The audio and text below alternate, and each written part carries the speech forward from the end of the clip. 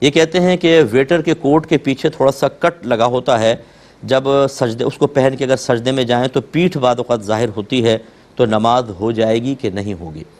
دیکھیں اگر صرف پیٹھ ظاہر ہوتی ہے تو پھر تو کوئی مسئلہ نہیں ہے. ہاں اگر ناف جو سوراخ ہوتا ہے اس کے پیچھے کا پورا حصہ، اس کے نیچے سے ہمارا ستر سٹارٹ ہوتا ہے،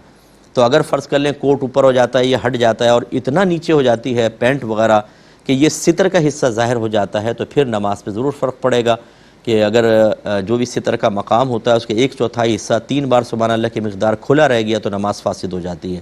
اس لیے بہتر ہے کہ کوئی اس کوٹ کو اتار کے کوئی اور چیز پہن کر باقاعدہ اچھے طریقے سے نماز ادا کی جائے، اور یا پھر احتیاط کی جائے کہ پینٹ وینٹ اتنی نیچے نہ ہو جائے کہ مقام ستر ظاہر ہو جائے، نماز فاسد ہو جائے. اور اگر ایسا نہیں ہے، صرف اوپر کی تھوڑا بہت حصہ کمر کا ظاہر ہو رہا ہے جو ستر سے ہٹ کر ہے، تو کمر جو ناف کے سوراخ سے اوپر کا حصہ کمر کا بنتا ہے وہ ستر میں داخل نہیں ہوتا، لہٰذا اس سے کوئی فرق نہیں پڑے گا.